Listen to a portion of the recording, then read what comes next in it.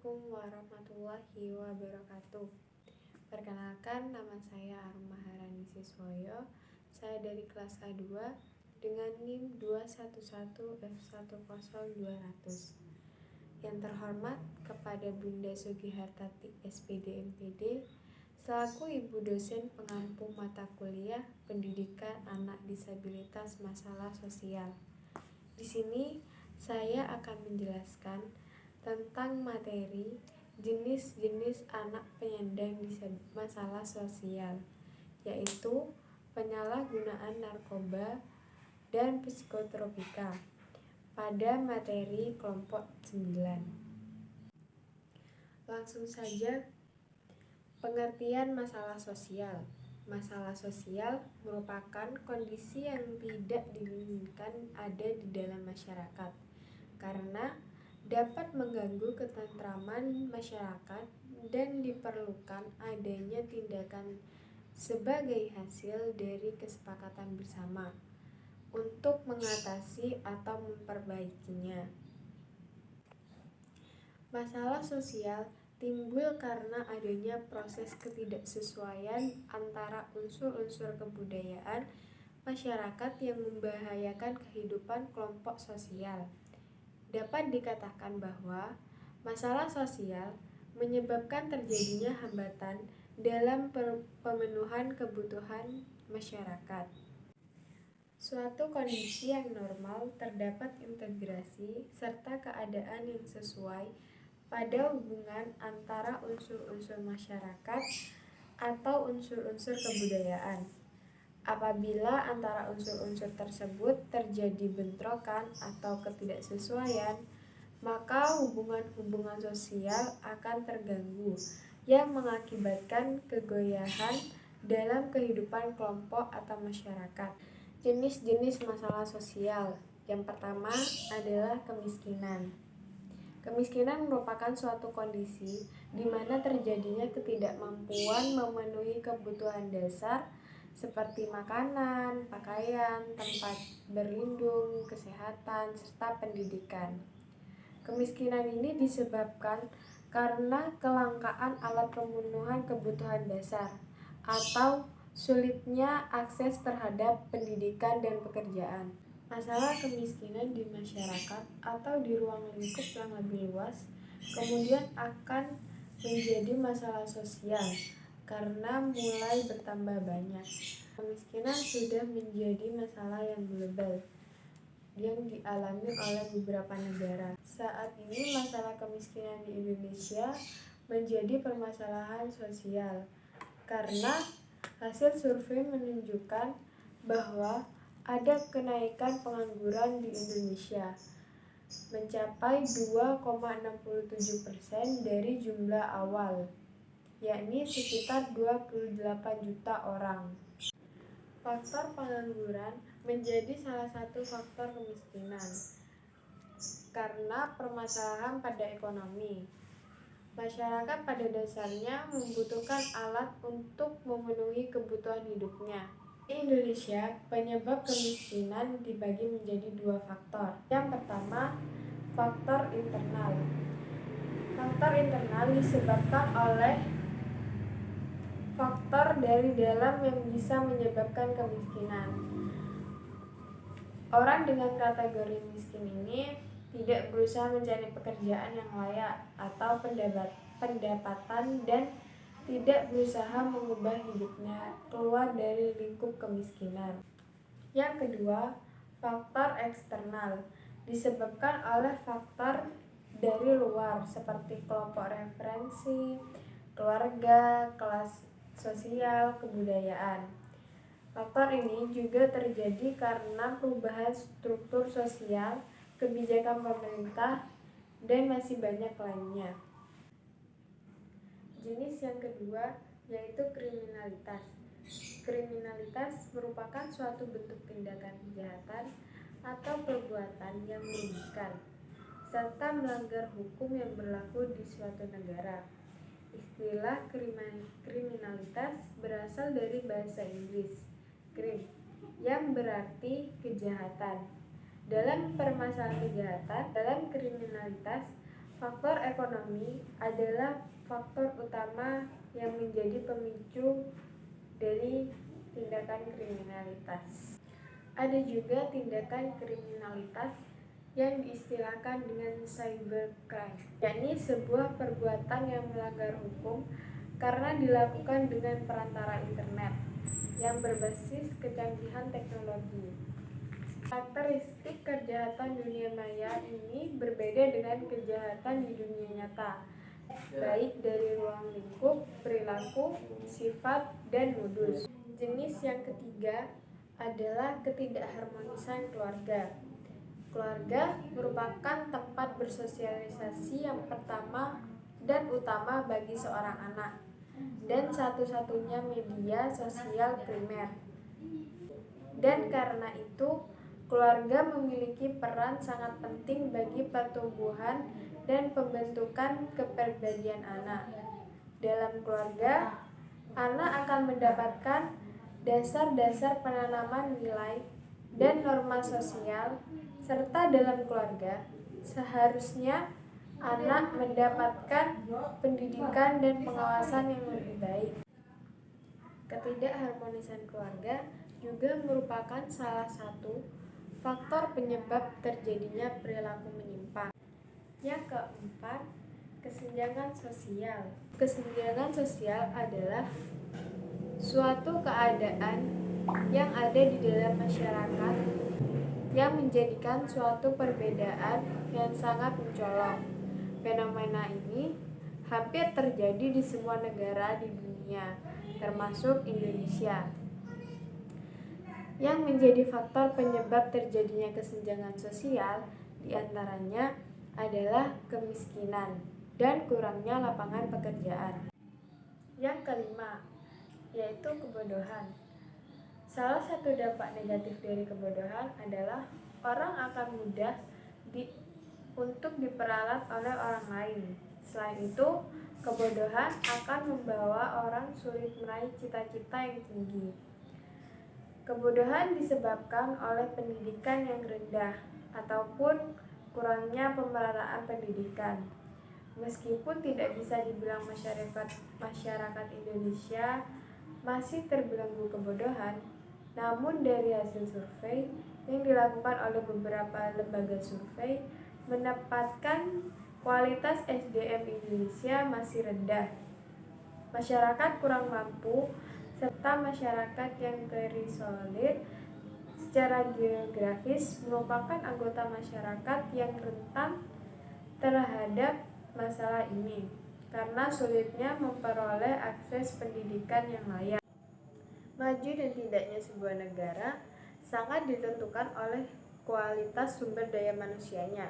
Maka, jika suatu negara ingin menjadi negara yang maju dan modern, harus memiliki kualitas sumber daya manusia yang berkualitas. Itu semua hanya bisa diraih melalui pendidikan. Akan sangat kesulitan sebuah negara bisa menjadi negara yang maju jika masyarakatnya masih terbelenggu dalam kebodohan. Pengertian narkoba. Narkoba merupakan singkatan dari narkotika, psikotropika, dan obat-obatan terlarang. Adanya beberapa jenis obat-obatan yang termasuk di dalam jenis narkoba untuk penyembuhan. Namun, jika dipakai dalam dosis yang berlebihan, bisa menyebabkan kecanduan. Penyalahgunaan narkoba berawal dari ketika si pemakai merasakan efek yang menenangkan. Bahaya kecanduan narkoba memang dapat disebutkan, namun hal itu membutuhkan waktu yang lumayan panjang. Akibat dari penyalahgunaan narkoba. Yang pertama, mendorong tindakan kriminal atau kejahatan. Yang kedua, bisa mengganggu keamanan dan ketertiban masyarakat. Yang ketiga, dapat menimbulkan beban sosial ekonomi. Yang keempat, dapat merusak dunia pendidikan. Dampak penyalahgunaan narkoba. Pertama, dampak pada fisik. yaitu gangguan pada sistem saraf atau neurologis, seperti kejang-kejang, halusinasi, gangguan kesadaran, dan kerusakan saraf tepi. Yang kedua, gangguan pada jantung dan pembuluh darah, seperti infeksi akut otot jantung, gangguan pendarahan. Yang ketiga, gangguan pada kulit, seperti penanahan, bekas suntikan, dan alergi. Yang keempat, gangguan pada paru-paru, seperti penekanan fungsi pernafasan, kerusakan bernafas, penggeseran jaringan paru-paru, pengumpulan benda-benda asing yang terhirup. Yang kelima, dapat terinfeksi virus HIV dan AIDS akibat pemakaian jarum suntik secara bersama-sama. Dampak psikologi ini seperti berpikir tidak normal, berperasaan cemas, tubuh membutuhkan jumlah tertentu untuk menimbulkan efek yang diinginkan, ketergantungan, atau selalu membutuhkan obat. Ciri-ciri penyalahgunaan narkoba. Yang pertama, perubahan fisik dan lingkungan sehari-hari, seperti jalan yang sempoyongan, penampilan dungu, berbicara tidak jelas, matanya merah, kurus, dan nyeri tulang. Yang kedua, perubahan psikologi, seperti gelisah, sering bingung, apatis, suka menghayal, linglung. Yang ketiga, perubahan perilaku sosial, seperti menghindari kontak mata langsung, suka melawan, mudah tersinggung, ditemukan obat-obatan dan jarum suntik di kamar atau tas, suka berbohong, suka membolos sekolah, malas belajar, dan suka mengurung diri di kamar. Faktor-faktor penyebab penyalahgunaan narkoba dan psikotropika. Yang pertama adalah faktor individu. Beberapa hal yang termasuk di dalam faktor pribadi atau individu adalah genetik, biologis, personal, kesehatan, dan gaya hidup yang memiliki pengaruh dalam menentukan seorang remaja terjerumus ke dalam penyalahgunaan narkoba. Orang yang emosinya belum stabil, ketika ia mengalami masalah atau konflik, biasanya akan mengalami frustasi, sehingga ia memutuskan untuk memilih narkoba sebagai solusi. Juga ada beberapa faktor lainnya, seperti rasa keingintahuan yang besar untuk mencoba, sehingga tanpa sadar atau tanpa berpikir panjang mengenai akibat setelah mengkonsumsinya. Kedua, keinginan untuk bersenang-senang. Yang ketiga, keinginan untuk mengikuti tren atau gaya. Yang keempat, keinginan untuk diterima oleh lingkungan atau kelompok ataupun geng.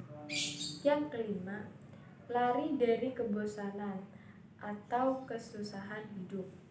Yang keenam, pengertian yang salah bahwa penggunaan sesekali tidak menimbulkan ketagihan. Yang ketujuh, tidak mampu atau tidak berani menghadapi tekanan dari lingkungan atau kelompok pergaulan untuk menggunakan narkoba. Dan yang kedelapan, tidak bisa berkata tidak terhadap narkoba. Faktor yang kedua yaitu faktor lingkungan.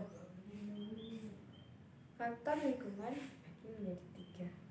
Yang pertama, lingkungan keluarga. Faktor keluarga, kurangnya kontrol keluarga, seperti kurangnya kontrol keluarga atau orang tua yang terlalu sibuk sehingga jarang mempunyai waktu untuk mengontrol anaknya.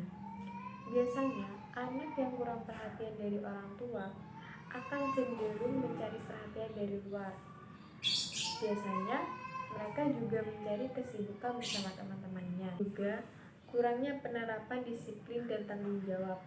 Tidak semua penyalahgunaan narkoba yang dilakukan oleh remaja diawali dari keluarga yang broken home. Semua anak mempunyai potensi yang sama untuk terlibat dalam penyalahgunaan narkoba. Penerapan disiplin dan tanggung jawab kepada anak akan mengurangi risiko anak terjebak dalam penyalahgunaan narkoba. Anak yang mempunyai tanggung jawab terhadap dirinya sendiri biasanya akan mempertimbangkan beberapa hal sebelum ia mencoba atau menggunakan narkoba tersebut. Yang kedua, faktor sekolah. Pendidikan akan bahaya penyalahgunaan narkoba di sekolah-sekolah juga merupakan salah satu bentuk kampanye anti penyalahgunaan narkoba. Kurangnya pengetahuan yang dimiliki oleh siswa dan siswi akan bahaya narkoba juga dapat memberikan andil terhadap meluasnya penyalahgunaan narkoba di kalangan pelajar atau remaja. Yang ketiga, faktor teman sebaya. Pengaruh teman atau kelompok juga berperan penting terhadap penggunaan narkoba. Hal ini disebabkan biasanya menjadi syarat kemujadan atau syarat diterimanya menjadi anggota kelompok tersebut. Kelompok atau geng biasanya mempunyai kebiasaan atau perilaku yang sama antar sesama anggota. Jadi tidak aneh bila kebiasaan berkumpul ini mengarahkan perilaku yang sama untuk mengonsumsi narkoba. Selanjutnya, alasan penyalahgunaan narkoba dan psikotropika. Yang pertama, memakai karena ingin merasa ada. Yang kedua, memakai untuk melarikan diri dari masalah atau ingin rileks. Yang ketiga, memakai karena lagi bosan. Yang keempat, karena menganggap itu keren. Yang kelima, karena merasa bertambah terlihat dewasa. Yang keenam, memakai karena ingin memberontak. Yang ketujuh, memakai karena hanya ingin mencoba-coba. Risiko pemulihan penyalahgunaan narkoba. Umumnya, seorang pengguna narkoba membutuhkan waktu yang cukup lama untuk memulihkan kondisi fisik, psikis, dan sosial. Dalam tahap pemulihan untuk kembali pada kondisi yang wajar, korban harus menjalani program rehabilitasi. Dibutuhkan biaya yang besar, waktu, upaya, kerja keras, disiplin, niat yang kuat, dan kerjasama antar keluarga dan lembaga atau pusat rehabilitasi untuk pemulihan. Tidak ada jaminan sama sekali bahwa seorang pecandu narkoba tidak dapat kambuh atau menggunakannya lagi. Sekalipun seorang pecandu narkoba sudah pulih dalam beberapa tahun, pemulihan adalah perjuangan seumur hidup.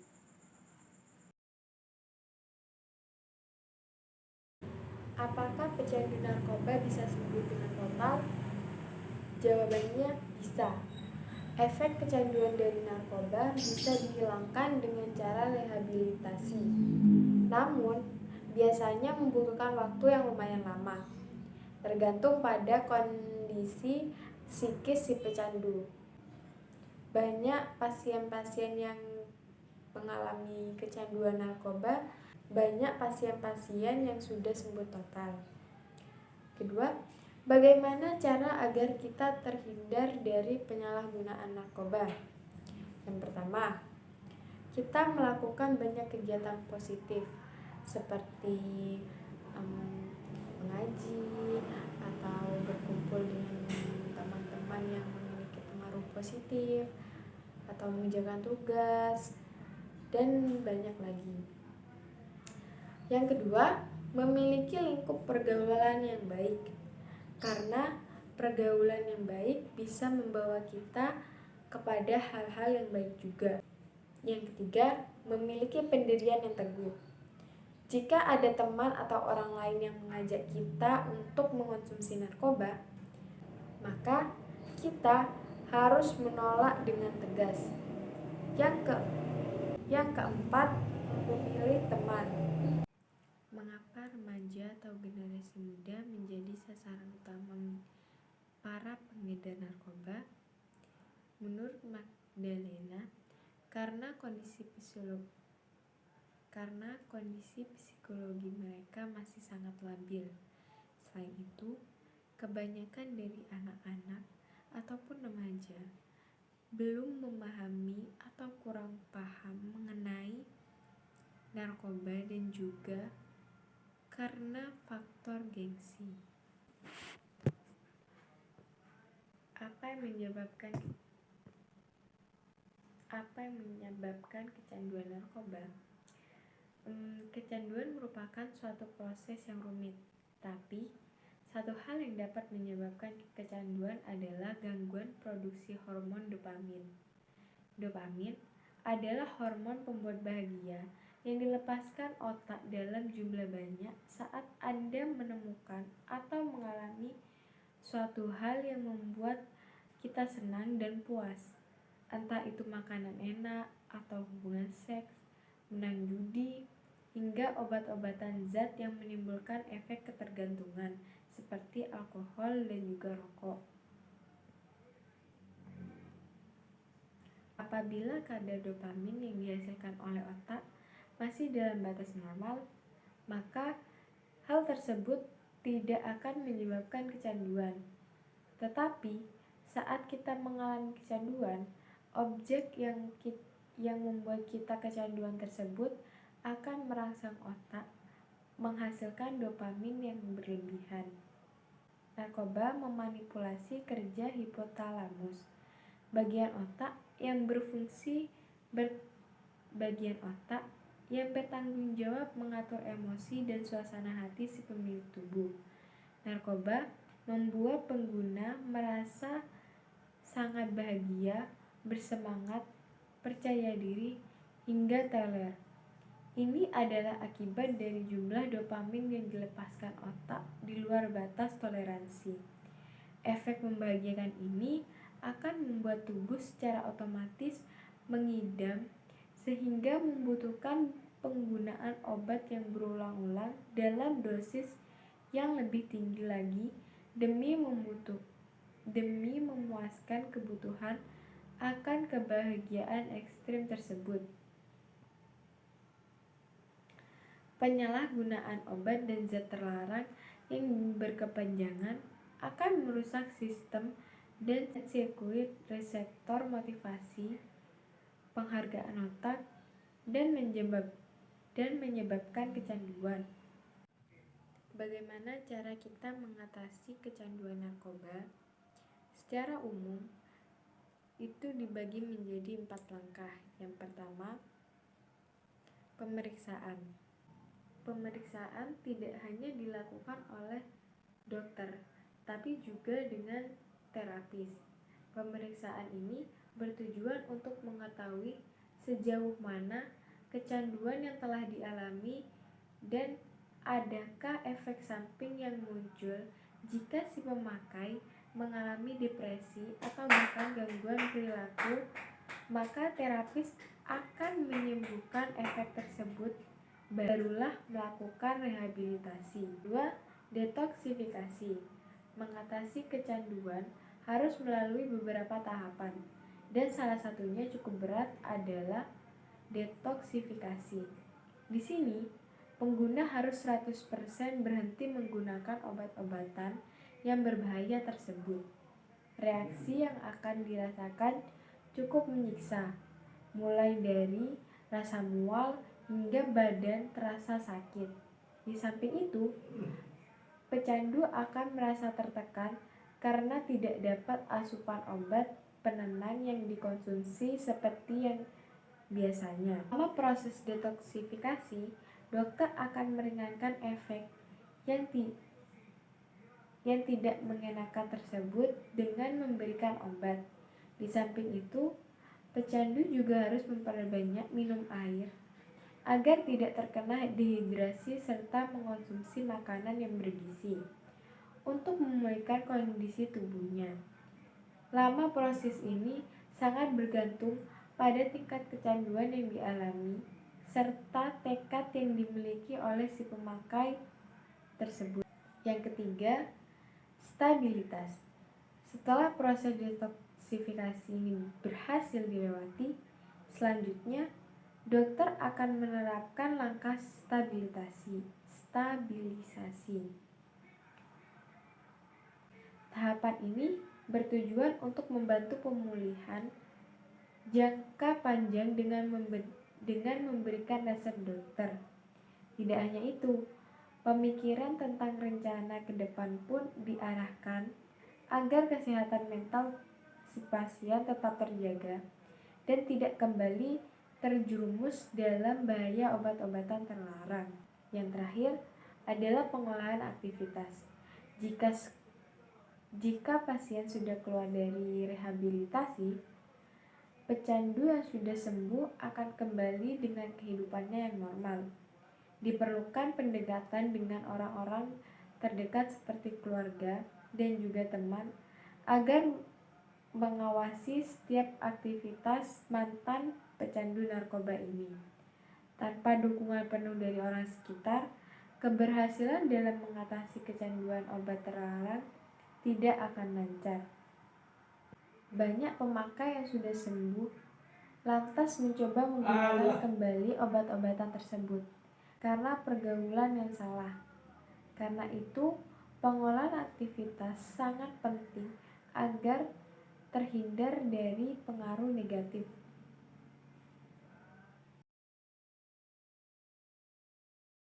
Kesimpulan, narkoba sangat mudah menyerang siapa saja, termasuk di kalangan remaja. Narkoba ini dapat merusak mental dan kesehatan fisik para penggunanya. Narkoba dapat merusak sistem saraf dan beberapa organ tubuh lainnya. Orang yang sudah merasakan kenikmatan menggunakan narkoba akan cenderung terus menggunakan narkoba karena itu membuat si pengguna merasa kecanduan. Selain itu, ia akan merasakan efek yang berbeda. Para pecandu narkoba ini akan menggunakan berbagai macam cara untuk bisa mendapatkan narkoba, bahkan sampai ada yang mencuri. Sudah banyak korban dari penggunaan narkoba, bahkan sampai harus kehilangan nyawanya karena terlalu banyak mengkonsumsi narkoba tersebut. Di Indonesia, narkoba bisa menyebar luas secara mudah karena kurangnya pengawasan yang diberikan oleh semua masyarakat, baik orang tua maupun pihak-pihak yang berwajib. Para remaja mudah tergoda menggunakan narkoba karena pergaulan yang ada di sekitarnya, tanpa mengetahui latar belakang teman pergaulannya. Para pengguna narkoba mempunyai semboyan, "Jika saya hitam, kamu juga harus hitam," yang artinya para pengguna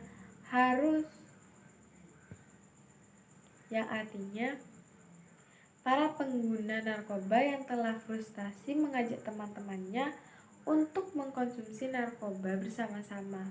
Seperti itulah penyebaran penggunaan narkoba berkembang secara baik, mudah, dan di kalangan para remaja. Kondisi seperti inilah yang dapat membahayakan generasi muda di Indonesia, karena mereka adalah generasi penerus bangsa yang akan membangun negeri ini di masa depan nanti. Jadi, merupakan langkah mendesak untuk mencegah konsumsi narkoba di kalangan anak-anak dan menghancurkan sindikatnya demi menyelamatkan pengamanan bangsa ini.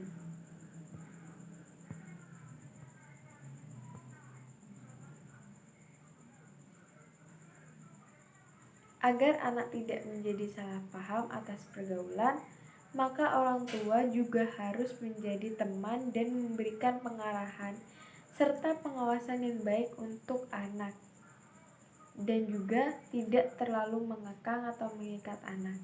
Lingkungan sekolah juga harus berperan aktif untuk mengawasi muridnya dari jeratan narkoba.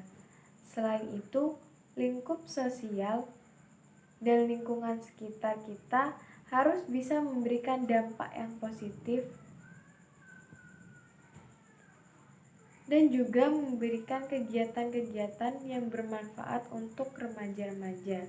Jadi, sebagai penerus bangsa, baik yang bertanggung jawab, sebagai penerus bangsa yang baik dan bertanggung jawab, maka marilah kita bersama-sama mengawasi penyebaran narkoba di kalangan remaja agar tidak menyebar luas. Dan untuk menyelamatkan generasi muda dari ancaman bahaya narkoba, untuk mencapai suatu bangsa yang maju seperti harapan para pejuang yang telah mengorbankan hidupnya untuk bangsa kita. Mulailah dari hal yang lebih kecil, yaitu diri kita sendiri. Tanamkanlah pada diri kita untuk selalu hidup sehat dan berpikiran positif, serta selalu mendekatkan diri kepada Tuhan Yang Maha Esa.